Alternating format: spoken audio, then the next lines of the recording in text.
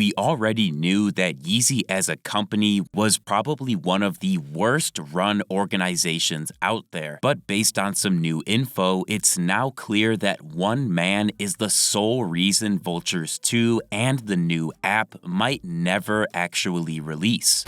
I love leaky! So in case you missed it, yesterday I did do a full interview with Joyboy, aka Saint Leon, where we talked about tons and tons of interesting information regarding the past 7 or 8 months of Kanye's life in general. Obviously, I would suggest you go watch the full thing since it was all good information, but for the sake of this video, let's just go over some of the main points that I think are worth touching on again for recap purposes. Joyboy revealed that back in fall of 2023, when Kanye's team was working in Italy, they at one point had a track list of 40 songs that were being developed for the Vultures volumes, but that this list actually also included both Flowers from Donda 2.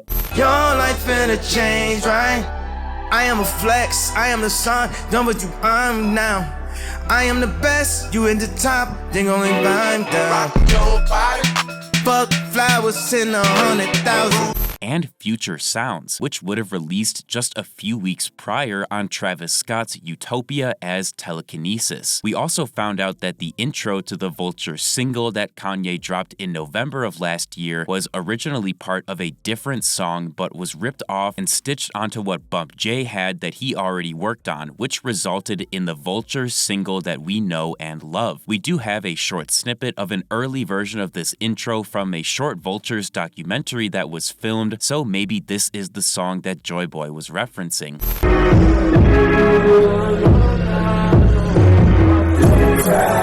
After many days of discourse over whether or not Childish Gambino's new song Say Less with Kanye was AI, we finally got down to the bottom of it by asking Joyboy, who said that according to his source, the Kanye verse is 100% real. Joyboy also mentioned that his source would have no reason to lie about this as well, but I would not blame you if you still had doubts. Say Less still sounds nothing like how Kanye has ever really rapped before, and it's especially dissimilar to the way he's rapped the past couple of years, so I'm now questioning Joyboy's singular source and how much that guy knows, because to my ears, this still obviously sounds like AI.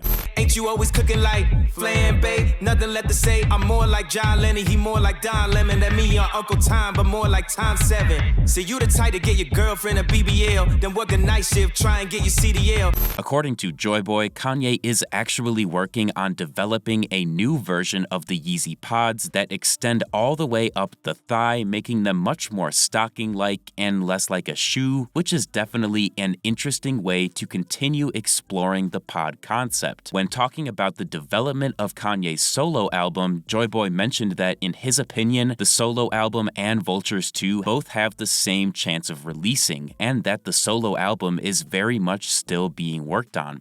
One of the most interesting things we learned is that basically nobody besides Kanye was in on the whole Yeezy porn concept. Apparently, it kind of took people by surprise and was really just something Kanye acted on impulsively, which could be why it ended up driving so many employees away from the company. But regardless, Joyboy notes that Kanye is 100% toning down the horny lyrics for Vultures 2's new direction. Vultures 1 and even Kanye's recent features like the Forbats on God remix and No Face with Ghostface Killah were all extremely horny, so now I think we're mostly just going back to baseline levels instead of things flipping in the complete opposite direction. We finally got an update on the long-awaited new Vultures 1 mixes done by London on the Track, with Joyboy telling us that apparently they were completed, but that Kanye or his team did not like them and did not think they were better than what was currently released. And finally, Joyboy expanded on Vultures 2 specifically, saying that a single was supposed to drop before the album on the Yeezy app, which matches up with what we heard Ty say live on the Vitali stream, and that a lot of Volume 2 tracks are currently missing Ty vocals, which is the opposite of what happened with Volume 1, where Ty brought a lot of completed songs that Kanye needed to get involved with. Overall, the interview with Joyboy was incredible, but something he said that made me particularly worried about what's going on at Yeezy is that he mentioned mentioned something like 90% of the non-music involved employees were all pushed out, largely because Kanye felt like they were just collecting a check and taking advantage of his name and company. And it seems like this is especially true for the former chief of staff, Milo.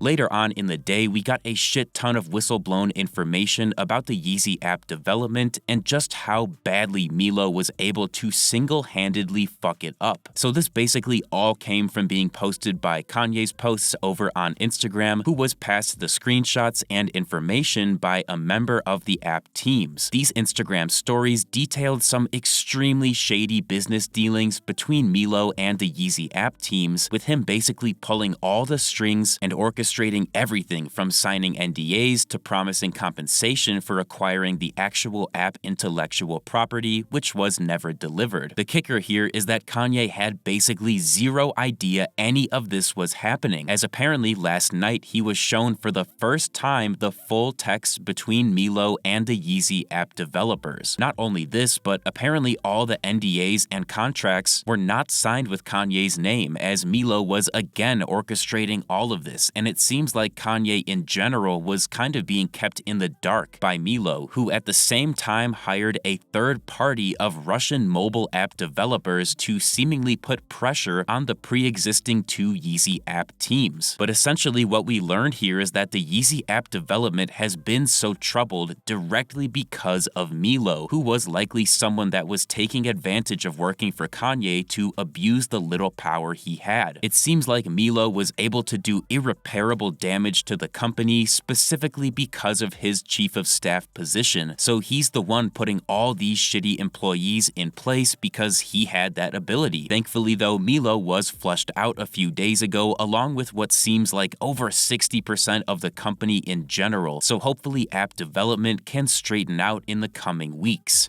And finally, we unfortunately got direct confirmation from Nick Fuentes himself that he did recently meet up with Kanye when he was questioned live by some fans in public. Dude, I got him tatted on. Oh, let's go. Look at that. I was just with them the other day. I love you. know? What?